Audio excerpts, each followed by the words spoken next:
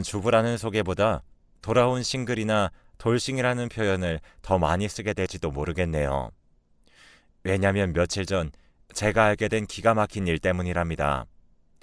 어디 가서 이야기하기에는 창피한 일이라 친구들한테도 말도 못하고 속만 끙끙 앓고 있습니다. 저한테는 연년생 터울인 남동생이 있는데 남동생은 평소 감수성도 풍부하고 감정 기복도 심하지 않은 편이라 사춘기도 없이 무난하게 중고등학교 시절을 보냈어요.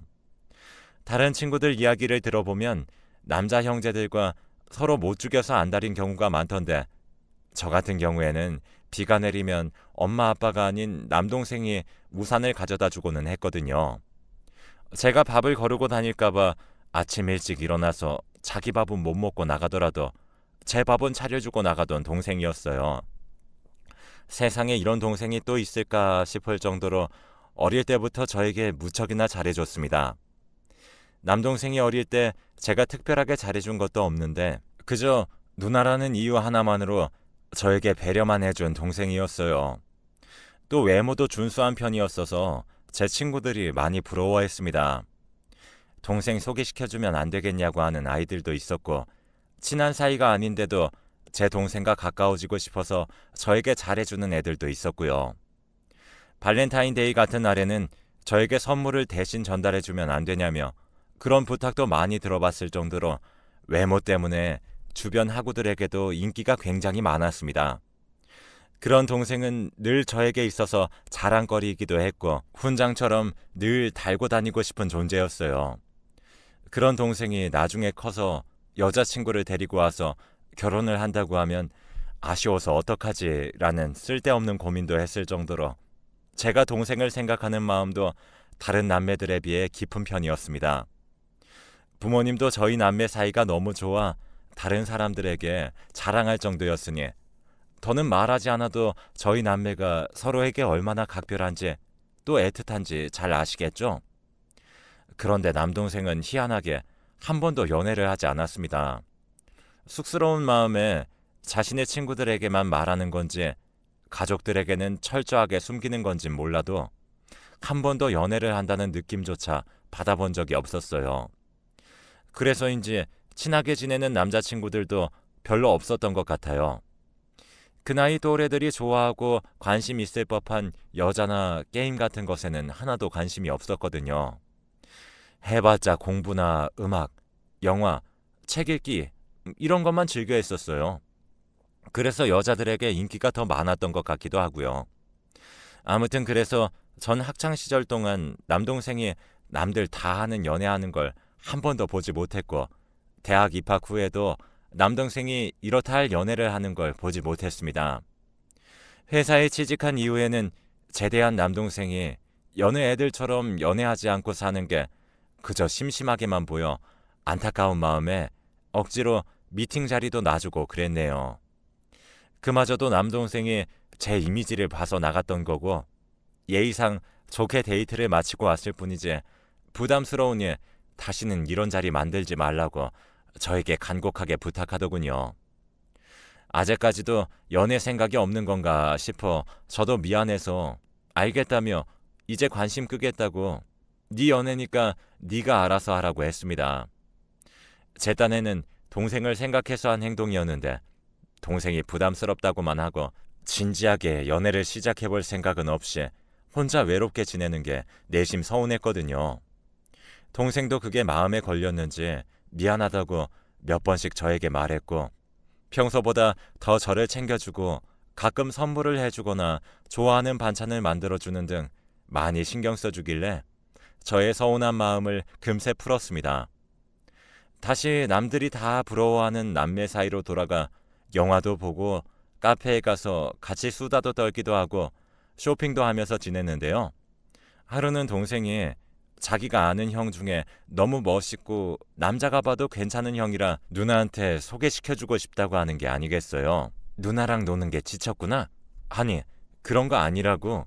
다른 여자가 데리고 가기 전에 좋은 사람이라 우리 가족으로 삼고 싶어서 말하는 거라고 하길래 웃었습니다.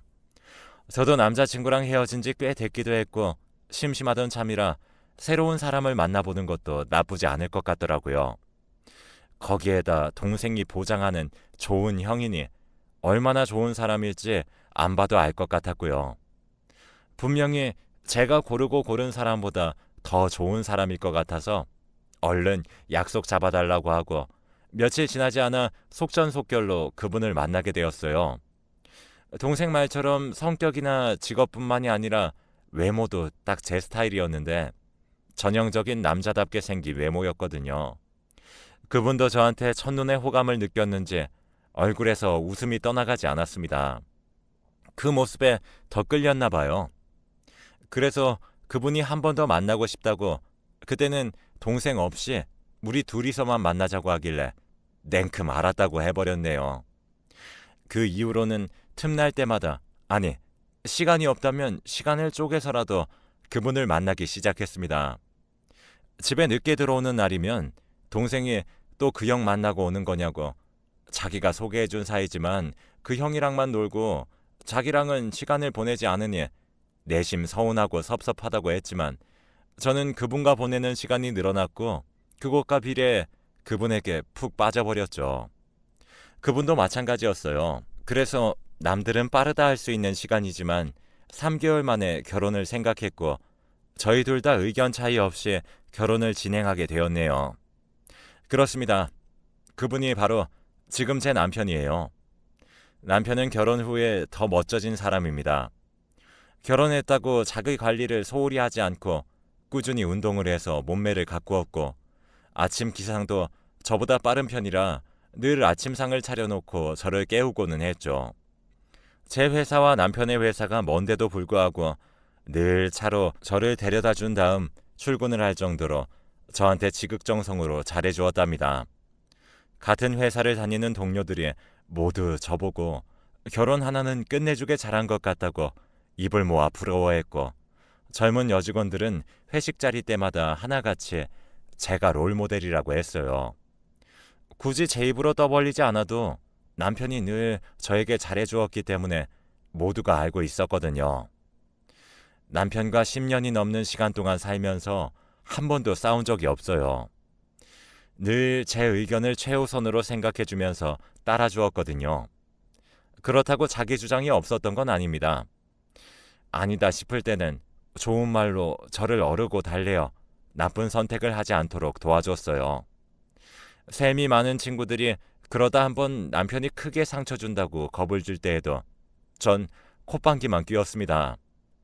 절대 그럴 사람이 아니라는 믿음이 있었거든요. 그렇게 행복한 나날을 보내던 중 친구들이 그러지 말고 동생 장가나 보내주라는 거예요. 동생은 아직 솔로 아니냐며 외모도 준수하고 성격도 좋고 집안도 빠지지 않고 직업도 나쁘지 않은데 왜 아직도 결혼을 못했냐고 무슨 흠이 있는 거 아니냐고 농담하는 친구들 틈에서 저 홀로 웃지 못하고 있었어요. 그러다 준이라는 친구가 사실 흠이라면 하나 있지 않냐고 턱끝으로 저를 가리키더라고요. 누나를 끔찍하게 사랑하지 않냐며 누나 때문에 연애 못하고 있는 줄 알았다고 했죠. 저는 장난 그만하라면서 자리에서 일어나 집으로 와버렸네요. 그 길로 집에 와서 남편과 상의했어요. 나는 당신을 만나서 이렇게 행복하게 살고 있는데 동생은 외롭게 있는 걸 보니 마음에도 좋지 않고 혼자 있는 동생을 이상하게 보는 시선도 기분 나쁘니 적극적으로 주변에 괜찮은 여자가 있는지 알아봐 달라고 하니 남은 남이라고 동생 일은 동생이 알아서 할 문제인데 제가 이러는 건 동생도 불편해할 거고 가족이라도 주제넘는 간섭이라는 식으로 저를 훈계하더라고요. 제 동생 연애 결혼 걱정하는 게 주제넘는다는 소리 들을 일인가요? 기분이 나빠져서 제가 당신은 무슨 말을 그렇게 하냐고 동생이 평생 홀로 외롭게 살다 죽기를 바라는 거냐고 극단적으로 말하니 남편이 처음으로 저에게 소리를 질렀습니다. 당신 함부로 동생의 감정을 평가하지 말라고요. 외롭고 정말 연애가 하고 싶었다면 본인이 알아서 여자 만났겠지. 이래라 저래라 간섭하면 만나고 싶던 마음도 뚝 떨어지지 않겠냐고 하면서 다시는 동생 연애 문제 같은 걸로 자기한테 의논인 척 말하지 말라고 하는데 처음으로 남편이 미워 보였습니다. 그 순간엔 정말 남처럼 느껴져서 꼴도 보기 싫었고요. 남편이 그렇게 말했든 어쨌든 전 동생을 만나 이야기했습니다. 너 왜 서른이 다 되도록 연애를 안 하냐? 혹시 나 몰래 연애하고 있는 거면 얘기해줘라. 결혼할 상대가 아니어도 남매끼리 보여주고 같이 밥 먹을 수도 있는 거잖아. 아니, 남편 말처럼 외로우면 자기가 알아서 만날 테니 자기 일에 신경 끄라고 했습니다. 서운해서 눈물이 맺혔는데 그걸 보고도 남동생은 이런 문제로 자기를 부를 거라면 앞으로 연락하지 말라고 냉정하게 말하며 일어섰네요.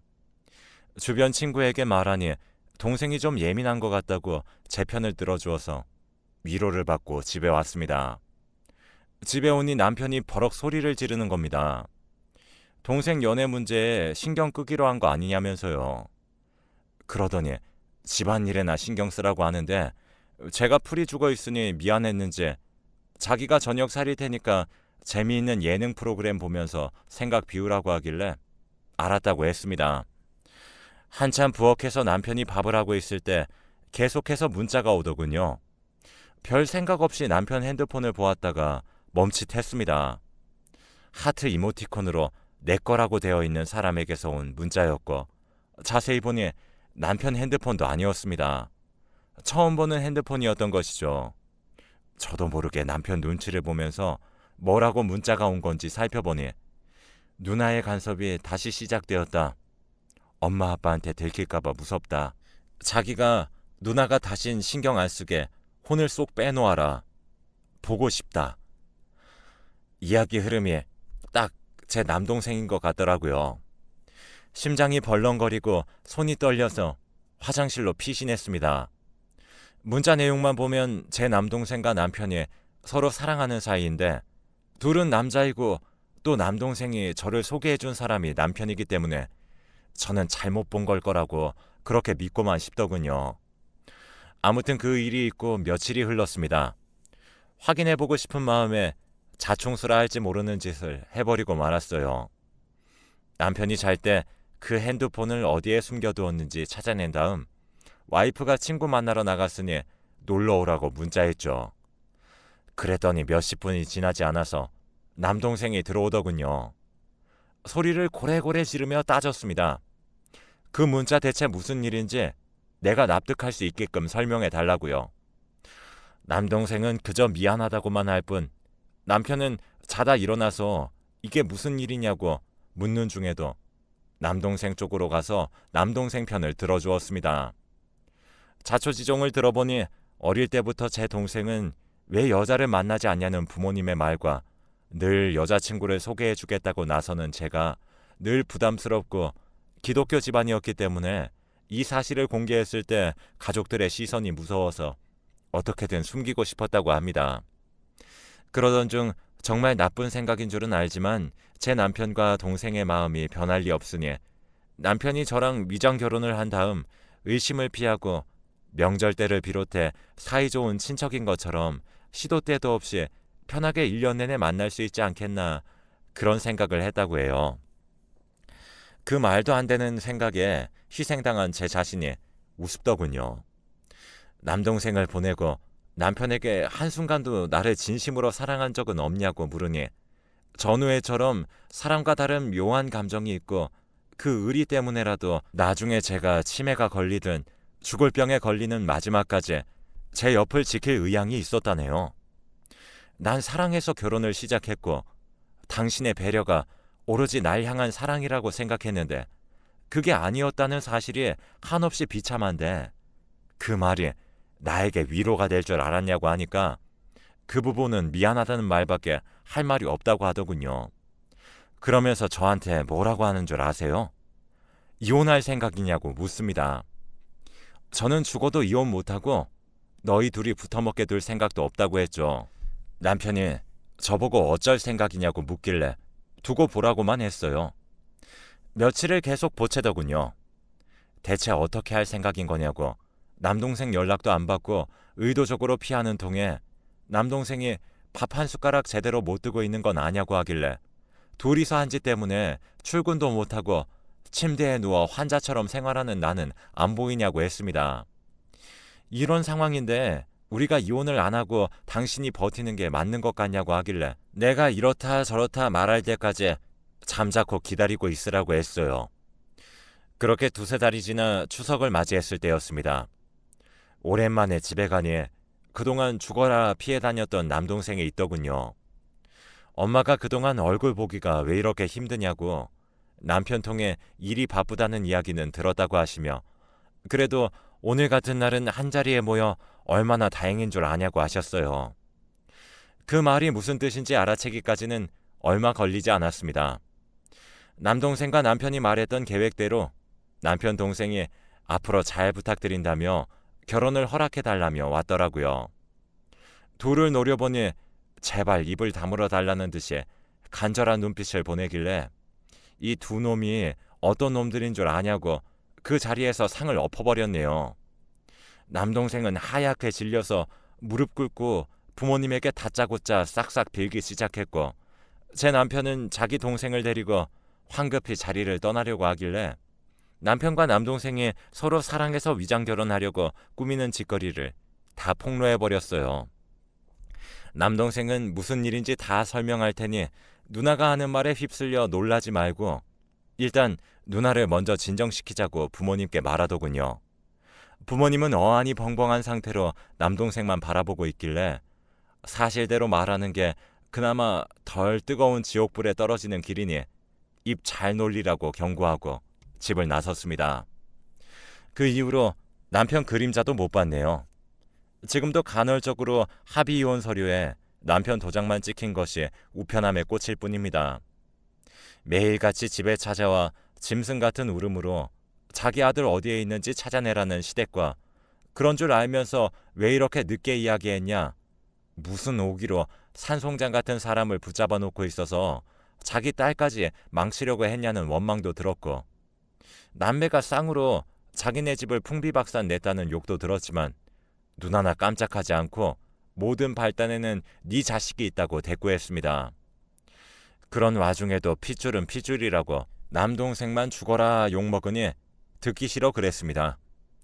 남편과 함께 사라진 남동생에 대한 소식은 그 어디에서도 들을 수 없었죠. 부모님은 이게 무슨 남사스러운 일이냐며 절대 먼저 찾을 생각 없다 하시더군요. 만약 자기 발로 들어오면 정신병원에 데리고 가야겠다는 말만 하실 뿐이에요. 매일같이 새벽 기도를 다니시면서 동생이 돌아오기를 그리고 남자가 아닌 여자를 사랑하기를 빌고 계시죠. 솔직히 말하자면 집에 오고 가면서 어렴풋이 멀리서 저를 지켜보는 남동생을 본 적이 있습니다. 하지만 아는 척을 할 순 없더군요. 남동생도 먼저 인사를 할 자신이 없어 보이기도 했고요. 또 저를 원망하고 있을지 모른다는 생각에 못 본 척 지나치기만 했습니다.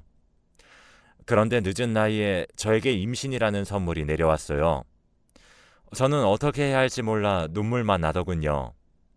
그 소식을 알았던 날에도 남편은 합의 이혼 서류만 보내오고 어떤 연락도 없었습니다.